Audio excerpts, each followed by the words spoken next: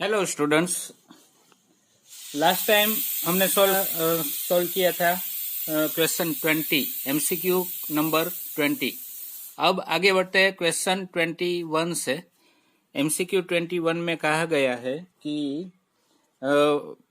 In the expansion of 1/2 x raise to 1/3 plus x raise to minus 1/5 whole raise to 8 constant term. What is the constant term? We have to find constant term. So first of all, we will find general term tr plus 1. General n equal to 8, so 8cr. A equal to 1/2 x raised to 1/3 whole raised to 8 minus r into x raised to minus 1/5 whole raise to R. ठीक है, ये general term मिल गई। अब constant term के लिए हम जानते हैं कि index of x, power of x should be 0। तो हम इसको सिंप्लीफाई करते हैं।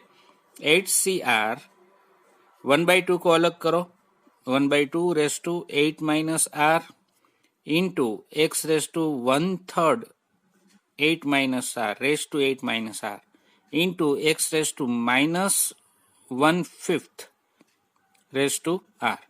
अब ये समझना है कि ये अगर पावर मल्टीप्लाई हो जाए तो क्या होगा।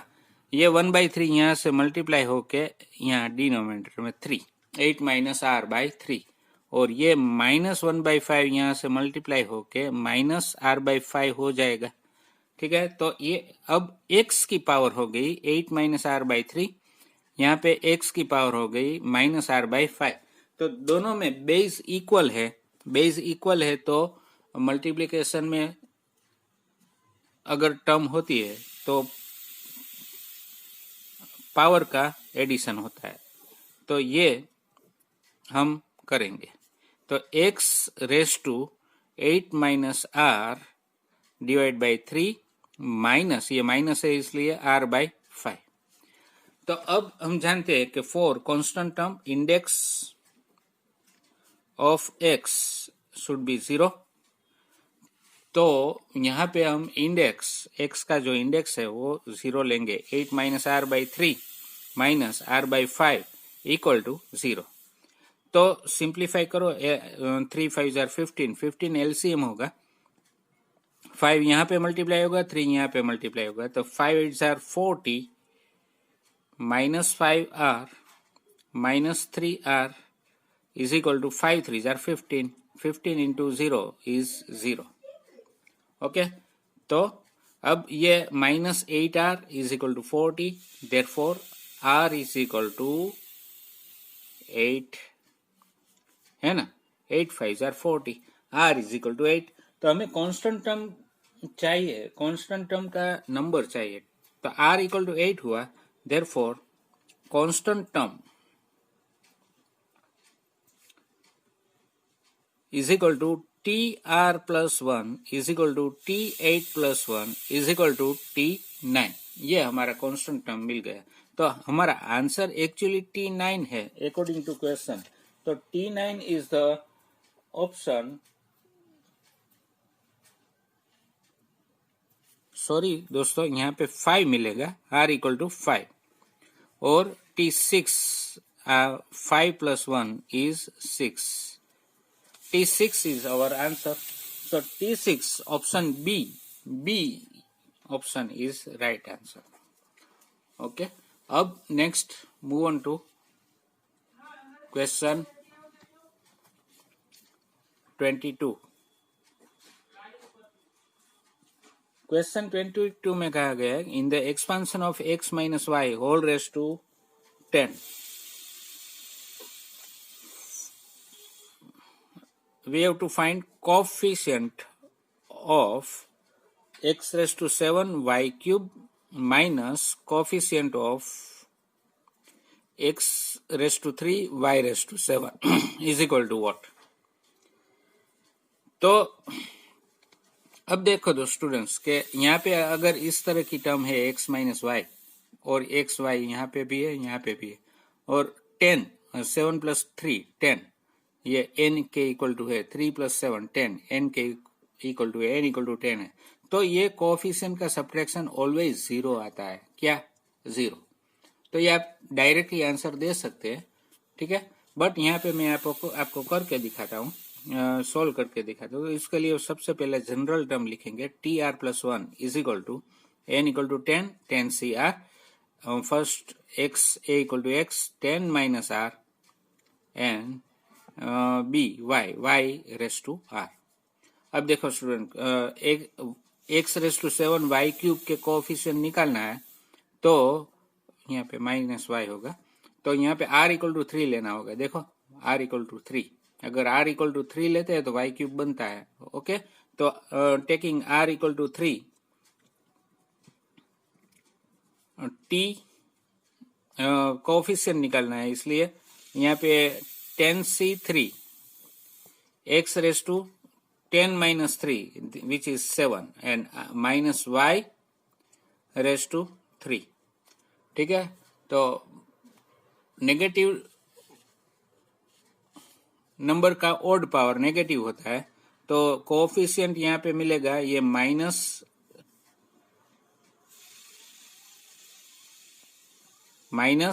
10c3, ये कोएफिशिएंट मिलेगा, ठीक है। अब किसका कोएफिशिएंट? ये x raise to 7 Y cube का कोएफिशिएंट है। अब r इक्वल टू, अब यहाँ पे अगर x cube Y raise to 7 का कोएफिशिएंट चाहिए तो y की पावर 7 है, तो यहाँ पे r इक्वल टू 7 लेना होगा। r इक्वल टू 7 लेते हैं तो ये मिलता है 10 माइनस 7 3, तो x cube and minus Y raise to 7, minus आगे जाएगा, y रेस टू 7 बचेगा, तो x cube Y raise to 7 का कोएफिशिएंट होगा माइनस 10c7। ओके, तो r इक्वल टू 7 लेते हैं तो 10c7 x रेस टू 3 हो जाएगा, माइनस y रेस टू 7 होगा, 10 माइनस 7 is 3, therefore coefficient of x cube y raise to 7 is equal to minus 10c7, ये मिलेगा। बट हमें तो इसका सब्ट्रैक्शन चाहिए, देयरफॉर ये रिक्वायर्ड कोएफिशिएंट ऑफ, ये सब्ट्रैक्शन करते हैं तो coefficient of x raise to 7 y cube minus coefficient of x cube y raise to 7 is equal to, ये दोनों का सब्ट्रैक्शन करो, इज इक्वल टू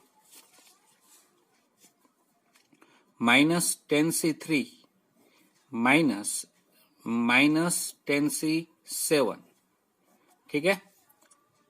तो माइनस 10c3, ये माइनस माइनस प्लस हो जाएगा, और 10 माइनस 7 3 होता है, तो उसकी वैल्यू 10c3 के बराबर होगी, इक्वल टू 0। ये माइनस ये प्लस 10c3 कैंसल, आंसर 0। तो ये हमारा आंसर हो गया। तो answer is 0, option D is correct answer. Okay, ये हो गया क्वेश्चन 22। अब आगे बढ़ते हैं नेक्स्ट क्वेश्चन,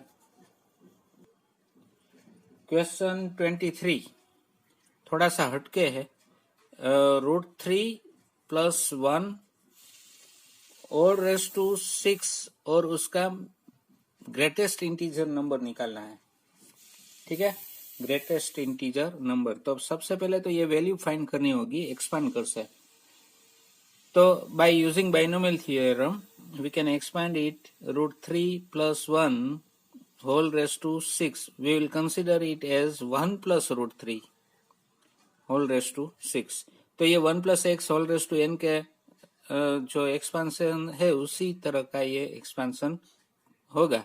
तो 6c0 plus 6c1 into √3 raise to 1 plus 6c2 into √3 raise to 2 plus 6c3 √3 raise to 3 plus 6c4 √3 raise to 4 plus 6c5 √3 raise to 5 and last 6c6 √3 raise to 6।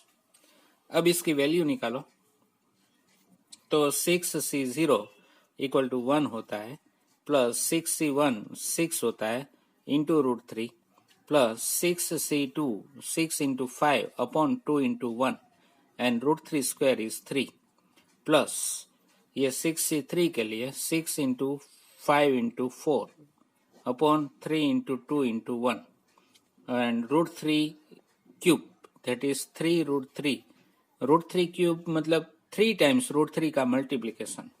तो first 2 times में तो root 3 into root 3 3 हो जाता है और third ऐसे ही रहता है तो 3 रूट 3 बनता है प्लस 6c4 अच्छा 6c4 6 माइनस 4 इज 2 तो 6c2 की जो वैल्यू होगी वही 6c4 की होगी तो 6 into 5 upon 2 into 1 and root 3 raise to 4 तो 4 टाइम्स रूट 3 का मल्टीप्लीकेशन 9 मिलेगा प्लस 6c5 6 होगा इंटू रूट 3 रेस टू 5 तो 9 रूट 3 बनेगा प्लस 6c6 1 होगा और root 3 raise to 6 that is 6 time multiplication of root 3 that is 9 3s are 27।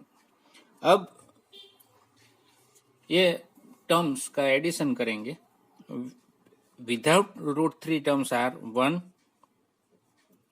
Then 15 3s are 45 ठीक है 2 6 5 are 30 divided by 2 15 15 3s are 45 here हाँ तो अलग अलग करके सेपरेट करके पहले से ही लिख रहा हूँ कि पहले 1 फिर 6 रूट 3 फिर third one is 45 then fourth one ये 3 2s are 6 cancel 5 4s are 20 3s are 60 plus 60 root 3 then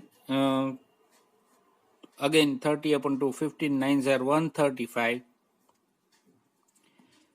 plus 6 9s are 54 root 3 and last 27। तो ये विदाउट रूट 3 टर्म है और ये सभी विथ रूट 3 टर्म है तो उसका एडिशन होगा तो उसका एडिशन क्या मिलेगा हमें that is equal to 1 plus 45 plus 135 plus 27 will be 208 7 plus 5 12 12 plus 5 17 plus 18 1 18 8 1 carry 2 plus 1 3 3 3 6 6 plus 4 10 and 1 carry again 100 terms 1 1 plus 1 2 okay 208 अब इसमें 6 प्लस 40 54 60 60 प्लस 60 120 रूट 3। अब दोस्तों रूट 3 की वैल्यू होती है आई थिंक 1.71 समथिंग तो ये वैल्यू लेके इसको मल्टीप्लाई करेंगे तो आपको आंसर में मिलेगा total final answer 145 point something 88 something मिलेगा तो उसका इंटीजर वैल्यू तो integer value of this is only 415 okay तो ये आपको सोचना है आंसर होगा आपका ये इंटीजर वैल्यू 415 तो 23 का सही आंसर आपको मिलेगा वो है ए ऑप्शन ए ओके तो अब आगे बढ़ते हैं क्वेश्चन 24। अच्छा दोस्तों 24 फॉर्मूला बेस्ड क्वेश्चन है 24 में आपको क्या करना है 24 10c1 question is 10c1 plus 10c2 plus 10c3 plus 10c5 plus 10c7 plus 10c9 तो देखो दोस्तों इस तरह का जो भी वैल्यू है उसमें n की वैल्यू है 10 और r की वैल्यू है सभी ओड नंबर्स ठीक है 0 to 10 के बीच में जितनी भी ओड नंबर्स आता है वो सभी टर्म्स का एडिशन है इसमें तो ये एक फॉर्मूला है ये 2n-1 मतलब 2/9 इज द आंसर तो 24th क्वेश्चन का आंसर है ऑप्शन ए ओके ये आपको याद रखना है तो आप ये समझ पाएंगे। अब आगे 25th अच्छा, क्वेश्चन 25 है वो हमने सॉल्व कर दिया है। क्वेश्चन 11 के जैसा ही है, ठीक है। तो क्वेश्चन 11 अकॉर्डिंग सेम प्रोसेस आपको करनी है, तो आप सॉल्व कर पाएंगे, बहुत ही इजी है। क्वेश्चन 11 आपने कर लिया तो 25 भी कर लिया, समझो। अब 26, क्वेश्चन 26 है। ऐसा क्वेश्चन भी हमने एक्सरसाइज में सॉल्व किया है, बट फिर भी यहाँ पे मैं आपको सॉल्व करके दिखाता हूँ। तो क्योंकि थोड़ा सा डिफरेंट है उसमें एक स्क्वायर वाली टर्म नहीं थी, यहाँ पे है। तो 1 + x² whole raise to 5 into 1 + x whole raise to 4। इस एक्सपेंशन में हमें coefficient of x raise to 5 find करना है। Coefficient of x raise to 5 ये हमें फाइंड करने के लिए हम इसका एक्सपेंशन करेंगे कि first of all 1 + x² raise to 5 का एक्सपेंशन करो। तो 5c0 plus 5c1 x² raise to 1 plus 5c2 x² raise to 2 plus 5c3 x² raise to 3 plus 5c4 x² raise to 4। अच्छा दोस्तों, अब ये टर्म लिखने की जरूरत नहीं है, क्योंकि हमें x रेज टू 5 का कोएफिशिएंट निकालना है। तो यहाँ तो 3 2 6 हो गया, तो 6 से स्टॉप हो जाओ, आगे की लिखने की जरूरत नहीं है, ठीक है। क्यों, अभी पता चल जाएगा। ये 6 तक जैसे ही पावर जो चाहिए हमें कोएफिशिएंट में के लिए वो ज्यादा हो जाए, आप एक्सपेंशन स्टॉप कर दो, क्योंकि जरूरत नहीं है। क्यों जरूरत नहीं है अभी पता चल जाएगा, क्योंकि यहाँ पे मल्टीप्लिकेशन में लेना है, तो हमें ये इस तरह से सोचना होगा। तो 4 अब सेकंड ब्रैकेट का एक्सपेंशन करते हैं। 4c0 plus 4c1 plus 4c2 plus 4c3 plus 4c4। आप सोच रहे हैं सर ये आपके एक्स वाली टर्म तो मिस कर गए, चलो लिख लेते हैं। x² x³ x raise to 4, ठीक है। अब ये दोनों का मल्टीप्लिकेशन है, तो ये सभी टर्म इसके साथ मल्टीप्लाई होगी, बट हमें तो चाहिए ओनली x रेज टू 5। तो आपको सोचना ये है कि 5c0 मतलब 1 से कौन सी टर्म मल्टीप्लाई हो के x रेज टू 5 होती है दूसरे ब्रैकेट की। ये फर्स्ट ब्रैकेट है, ये सेकंड ब्रैकेट है। तो फर्स्ट ब्रैकेट की एक टर्म लेते हैं और दूसरे ब्रैकेट की सभी टर्म के साथ मल्टीप्लाई करते हैं। इस तरह से ये एक्सपेंशन होता है, बट हमें चाहिए सिर्फ x रेज टू 5, तो उसी को टारगेट बनाओ। तो 1 से x रेज टू 5, यहाँ देखो x रेज टू 5 वाली टर्म है ही नहीं, तो सोचना ही नहीं है। अब x² होगा यहाँ पे, तो x² यहाँ पे किसके साथ मल्टीप्लाई होके x रेज टू 5 बनेगा, x³ के साथ। तो ये दो टर्म मल्टीप्लाई होगी, कौन सी दो टर्म, ये एक और ये दूसरी। तो ये दो टर्म मल्टीप्लाई होके हमें मिलेगी 5c1 मतलब 5 एंड 4c3 मतलब 4 इंटू x रेज टू 5। ये एक टर्म मिली हमें, ठीक है। फिर दूसरी टर्म के लिए सोचो, ये 2 रेज टू 2 4 पावर हो जाएगी। तो 4 पावर यहाँ पे किसके साथ मल्टीप्लाई करें, ये 4 पावर है, तो x के साथ मल्टीप्लाई अगर हो तो 5 बनती है, x रेज टू 5 बनती है। तो ये दो टर्म हम मल्टीप्लाई करेंगे और प्लस है तो प्लस लिखेंगे। 5c2 10 होता है, 4c1 4 होता है इंटू x रेज टू 5 होता है। अब नेक्स्ट इज 6 पावर, तो 6 पावर तो हमें नहीं चाहिए, क्योंकि हमें तो सिर्फ 5 पावर वाली टर्म चाहिए। तो 5 पावर वाली टर्म ये दो ही मिलेगी, ठीक है। तो हम इसको टारगेट करेंगे, तो क्या मिलेगा इसका आंसर। 5 4 जार 20, 10 4 जार 40, 40 plus 20 60 x raise to 5। Therefore coefficient of x raise to 5 is equal to 60। This is our answer, okay. तो 26th क्वेश्चन में ऑप्शन बी हमारा आंसर है। ओके, चलो अब देखते हैं क्वेश्चन 27। चलो दोस्तों, क्वेश्चन 27 सोल्व करता हूँ उससे पहले मैं आपको कुछ दिखाना चाहता हूँ, एक रिजल्ट मैं आपको दिखाना चाहता हूँ। देखो, हम जानते हैं ना कि 1 plus x raise to n का एक्सपांशन क्या होता है।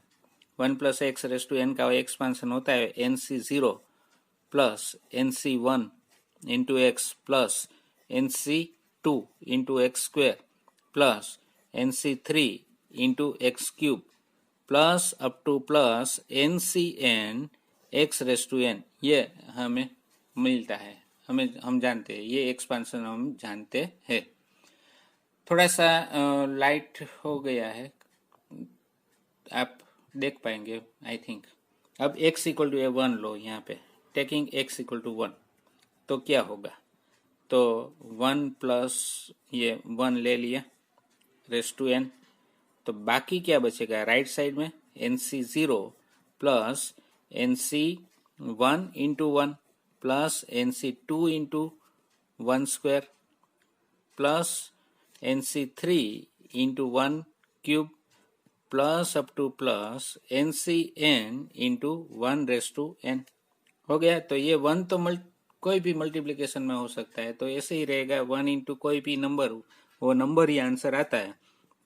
तो देयरफॉर हमें रिजल्ट क्या मिला? NC0 plus NC1 plus NC2 plus NC3 plus up to plus NCN is equal to 2 raise to n, ये रिजल्ट मिला है। तो अब ये जो नंबर्स है एडिशन में NC0 के से लेके NCN तक, वो क्या है? यहाँ पे कोएफिशिएंट है, देखो ये 1 plus x raise to n के एक्सपेंशन में ये सभी कॉम्बिनेशन वाली टर्म कोएफिशिएंट है। तो कोएफिशिएंट का एडिशन ये मिला 2 रेस टू एन। तो in binomial theorem sum of coefficients all coefficients is 2 raise to n. ये रिजल्ट आपको याद रखना है, वो कई जगह पे यूजफुल है, कई सारी जगह पे आपको हेल्पफुल रहेगी। तो यहाँ पे क्या है, क्वेश्चन 27 में हमें कहा गया है कि in the expansion of a plus b whole raise to n the sum of the coefficient is 4096। तो sum of the coefficient is 4096। तो इसका एक्सपांशन करते हैं NC0 a raise to n b raise to 0 plus NC1 a raise to n minus 1 b raise to 1 plus NC2 a raise to n minus 2 b raise to 2 plus up to plus NCN a raise to n minus n b raise to n। ये हम जानते हैं। तो coefficient क्या हुए? ये expansion के coefficient हुए NC0, NC1, NC2 up to NCN, ये सभी कोएफिशिएंट हुए। तो उसका सम क्या होगा? Therefore NC0 plus NC1 plus NC2 plus up to plus NCN। देखो स्टूडेंट्स, यही सारे कोएफिशिएंट आए ना, सेम टू सेम। तो यहाँ पे ये जो कोएफिशिएंट है क्वेश्चन में दिया गया है कि ये कोएफिशिएंट है 4096, ये गिवन है। अब according to formula 2 raise to n होगा, तो हम यहाँ पे लिखेंगे 2 रेस टू n, ठीक है, अकॉर्डिंग टू फॉर्मूला। ये फॉर्मूला प्रूव करने की जरूरत नहीं है, ये आपको सिर्फ याद रखनी है। ओके, तो 2 रेस टू n है 4096। अब n की वैल्यू फाइंड करनी है। तो n की वैल्यू फाइंड करने के लिए इसको 2 की पावर में चेंज करना होगा, कन्वर्ट करना होगा। तो 2 की पावर में कन्वर्ट करेंगे तो 4096 इज 2 रेस टू 12, ठीक है। तो अब दोनों जगह पे, ये दोनों जगह पे बेस सेम है, 2 बेस सेम है, तो फिर ये पावर भी सेम होगी। Therefore n equal to 12। तो यहाँ पे n इक्वल टू 12 मिला, but our question is not to find n, this is not our answer. Okay, our question is what? We are asked to find the greatest coefficient. Greatest coefficient. तो यहाँ पे ये देखो NC0, NC1, NC2 से लेके NCN तक total n+1 coefficient है. कितने? n+1 कोएफिशिएंट है. तो उसमें से हमें चाहिए ग्रेटेस्ट. तो ग्रेटेस्ट कोएफिशिएंट फाइंड करने के लिए हमें ये सोचना है. देखो ये एक आपको याद रखना होगा कि अगर NC0, NC1,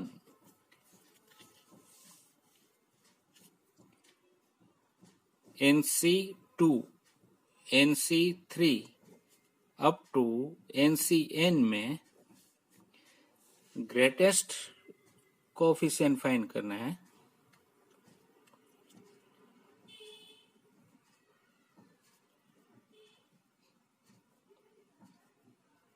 is suppose NCR है तो R की वैल्यू क्या होगी? R की value if N is odd then R is equal to N plus 1 by 2. ये टर्म हमें ग्रेटेस्ट इंटीजर देगी. और if N is even then R equal to N by 2 लेंगे तो ये हमें ग्रेटेस्ट कोएफिशिएंट देगी. ठीक है. तो यहाँ पे अब R equal to 12 even number है ना, इवन. देयरफॉर तो हम क्या करेंगे यहाँ पे कि R की वैल्यू निकालते हैं तो 12 by 2 इज इक्वल टू 6 होगी. ठीक है. सो greatest integer greatest coefficient is equal to NCR. N is 12 and R is 6. 12 से 6. इसकी वैल्यू जो भी मिलेगी वो ग्रेटेस्ट होगा. तो इसकी वैल्यू हम कैसे फाइंड करते हैं? 12 से स्टार्ट करके 6 फैक्टर लिखने हैं. 12 से स्टार्ट करके 6 फैक्टर लिखने हैं. 12, 11, 10, 9, 8, 7, 1, 2, 3, 4, 5, 6. 6 फैक्टर लिखने हैं upon 6 into 5 into 4 into 3 into 2 into 1. 6 factorial ये हमें दिखाना है. ओके. तो ये जो वैल्यूज मिली 6 2 जार 12, 5 2 जार 10, 4 2 जार 8, 3 3 जार 9. तो 11 into 2 into 3 into 2 into 7 ये जो नंबर आप मल्टीप्लाई करेंगे 11 2 jar 20, 2 3 jar 66, 2 jar 132 into 7, 132 into 7 which is equal to 924. 7 2 jar 14, 1, 7 3 jar 21 plus 1 22, 7 1 jar 7, 924. ये हमारा आंसर होगा. तो ये है ग्रेटेस्ट कोएफिशिएंट. तो ग्रेटेस्ट कोएफिशिएंट 924 वो है ऑप्शन सी. ओके. तो ये क्वेश्चन सोल्व हो चुका 27. अब 28 देखो स्टूडेंट, 28 आप सोल्व कर पाएंगे. आप जानते हैं कि क्या है 28 x square plus a upon x raise to 5 के एक्सपेंशन में एक्स का कोएफिशिएंट फाइंड करना है. तो एक्स का कोएफिशिएंट निकालना है तो आपको वो क्या करना होगा, कांस्टेंट टर्म फाइंड करनी होगी.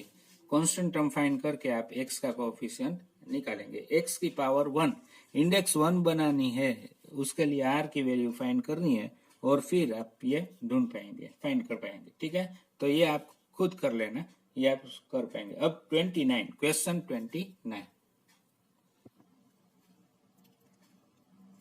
√3 plus 8th root of 5 whole raised to 256.